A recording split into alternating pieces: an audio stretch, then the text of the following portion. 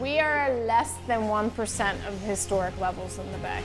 Globally, we only have 15% of shellfish habitat left. What we're trying to do here is a large-scale oyster restoration. This year has been a difficult season because of all the low salinity. We've had a lot of runoff. There's some unknown water quality thing that we're fighting right now. For whatever reason, maybe the bay got unhealthy, I don't know, but there was a massive decline, massive. We want to try to bring back the oyster population so it can provide the ecosystem services that we know these oyster reefs provide. On these fabled waters, what was once clear is now cloudy. What was rich is now sparse. And man the taker must become man the giver. This is Crisis on the Half Shell, the Chesapeake Bay. This is granite, so we'll do that same process where you go out. We're on the Treadavon River, a major tributary of the Chesapeake Bay, where oyster reef restoration efforts are well underway. Surface to diver, over. Back in the day, there's all these legends about how ships would run aground on an oyster reef. They were thick with oysters. Unfortunately, most of those big reefs had been fished out by about the 1920s. Today, it's estimated that the current population of oysters in the Chesapeake Bay is somewhere around 1% of its historic level, and there are some studies that actually estimate it even lower than that. This team of marine biologists is checking on the progress of strategically planted oyster beds. People call the oyster reefs the coral reefs of the Chesapeake. They serve that same ecological role. A lot of the issues that we have with the Chesapeake Bay are from sediment washing down from the watershed and also from pollutants, including specifically nitrogen, washing down from the rest of the watershed off the land and into the Chesapeake Bay. And oyster reefs have the ability to filter the water, and in doing that, they pull some of that sedimentation out of the water column. And oyster reefs can actually remove nitrogen from the system, which is really important because nitrogen leads to algae blooms. Algae blooms lead to low dissolved oxygen. And of course, just like we need to breathe oxygen, fish need to breathe the oxygen from the water as well.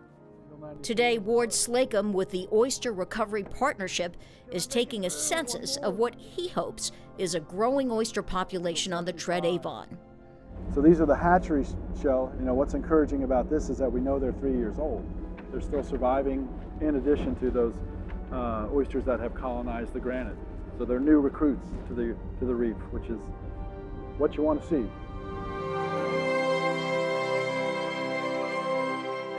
The hatchery is the University of Maryland's Horn Point Laboratory. It's the largest oyster hatchery on the eastern coast of the United States. So this is it. This is what it's all about. Liquid gold right there. The liquid gold is microscopic baby oysters, or spat. They are bred literally by the billions at the Horn Point Lab.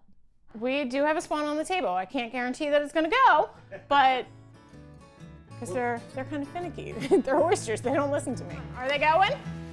Okay, come on over. Look at the water, brother. Little bit. Look at the water, So the male oysters release sperm from the side of their shell, and the female's opening up and clapping. And that's the behavior I'm looking for to find the females. So while they're on this table, I don't know who's who. Once the oysters spawn, the larvae is put into enormous tanks where they grow for a couple of weeks, feeding on a diet of custom algae made at Horn Point. So they're little transparent Pac-Men swimming around the larvae tanks for normally 14 days. And all they're doing is eating, growing, and maturing. Normally day 14 is when they're getting ready to attach to something. If they don't attach to something, they're gonna die. That something at Horn Point is recycled shell. So these are our big setting tanks. We load them up with stainless steel containers full of shell, and then we fill it with water, and this is where we would introduce 2 to 5 million of those larvae. I want them to attach to these shells. Once they attach, we put water on, and then we wait to do a deployment. So these guys have been in there for a little bit, and here you can see them. So right there, there's 3 of them. 1, 2, 3, a little one there, and then another one over there. If all is good, there's probably 1 million, hopefully, in this tank. Tomorrow, these spat-on shell, as they're called, will be taken away and put into the Chesapeake. Stephanie's goal is to produce as many spat-on shell as possible to help repopulate the bay. But the area is having its wettest year on record, making her job much harder. This is probably the worst one that I've ever seen, and I've been here 23 years now. I mean, a lot of people are going to argue it's not climate change, we're just in a wet cycle, but I don't know if that's necessarily true. We've had wet and dry years for sure, but nothing as extreme as this past year. Oysters are very stressed this year, and their first thought is not reproduction, it's survival. Last year, even with the low salinity, we still did 1.3 billion. So 1.3 billion spat-on shell. Yes. Do you think you'll get that? This year? No. I'd be happy if we got to 500 million, and I don't know if that's going to happen. We all are here because we love what we do, but when we don't have anything to show for it, you get frustrated and you start second-guessing everything. But maybe it's going to turn around tomorrow and everything will be okay, and we're trying to stay positive. Also trying to stay positive are watermen like Don Novak of Solomon's Island, Maryland. Well, I came up here from Maryland from... They rely on the bay for their livelihood, but they've suffered more than one bad season. I started in the early 80s. You know, I was 20 years old, not even, 19 years old, and I could catch 50 bushel any day and was done by 9, 10 o'clock in the morning, just knew I could just go any day and do that. 2 diseases kind of back-to-back hit and wiped the oysters pretty much. The bay, for whatever reason, maybe the bay got unhealthy, I don't know, but there was a massive decline, massive. It wasn't just disease or overfishing. Water from 6 states flows into the bay, carrying everything with it. Runoff from massive population centers and farms are creating enormous dead zones and smothering oysters. Do you point the finger to the cities where runoff comes from? Do you point the finger to farmers that were overspraying? Where does the finger point? I think it points at everybody because everybody's guilty. Everything runs into this bay, everything. That's right. Don is often joined on the bay by his friend and Michelin star chef Robert Wiedmeyer.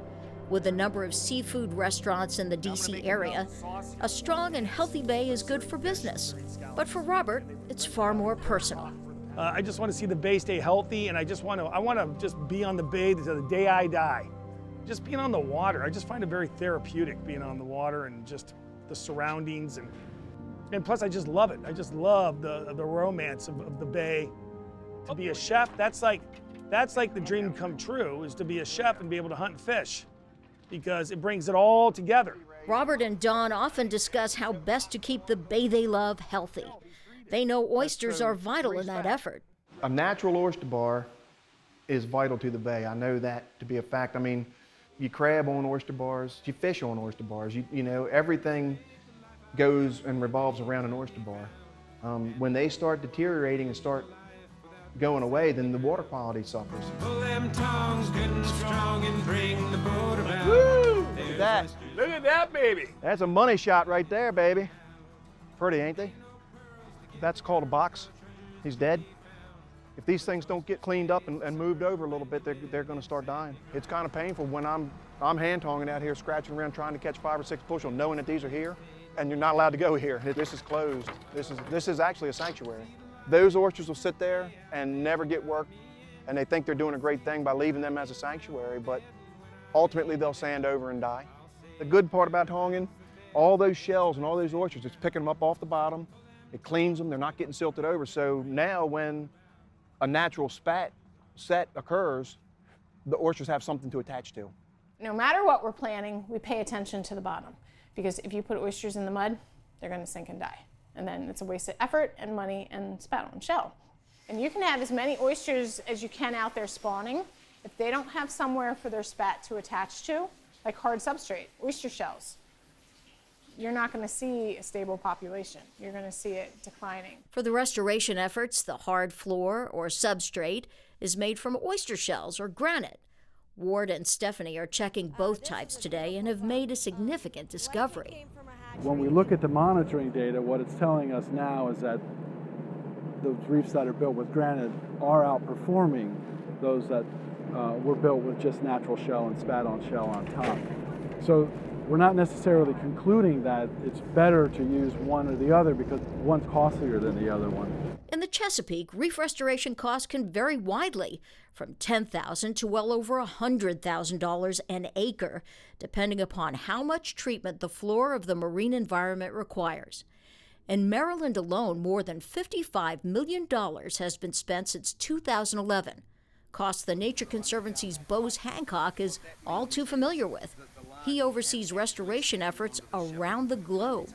Of all of the marine habitats that we've looked at, the shellfish are the ones that have been most poorly treated. Globally, we only have 15% of shellfish habitat left. You know, hundreds of years now of agricultural practices. All of the disturbed land has all been washing down into our nearshore bays and Right, it's that whole watershed that just comes right down. And it's not just the Chesapeake, but the Chesapeake's a good example. Right. But all over the world, we've converted those nearshore bays and estuaries into soft bottoms, mud. So it's the structured habitats, the hard stuff, that has become limiting. What can we do as sellers of seafood that could impact the bay in a positive way? One really tangible, functional thing that restaurants have been doing is actually collecting oyster shells and becoming part of that recycling program. Right. Because those shells need to go back into the bay. Oysters like to set on oyster shell. Right. That's why they create reefs and grow vertically, because they set on each other and grow up towards the food source in the open water. Putting shells and oysters in Baltimore Harbor is the goal of the Baltimore Waterfront Partnership. They're working aggressively with local businesses and schools to get the filtrating action of oysters back into the harbor. Our mission is to educate people. If we can do that, I think we'll all feel better as human beings that we've done something great for this world. The fact that we are seeing some signs of improvement, despite what we are oftentimes doing to the land upstream, really is reason for optimism. I think we have actually probably turned a corner. I think we're getting towards the right direction, but it's also taken us decades to get to the point where we are now. So it's also going to take decades of us reinvesting into oysters to get back to anything that is decent. What I would love to see is be able to bring my kids out here and not have to look at a computer screen to tell whether or not I'm over top of the oyster reef, but really just be able to point over the side of the boat and say, look, there's the reef we built 15, 20 years ago. With so many challenges, it's up to the watermen, the chefs, the consumers, the scientists, the governments, and businesses everywhere to save the Chesapeake Bay.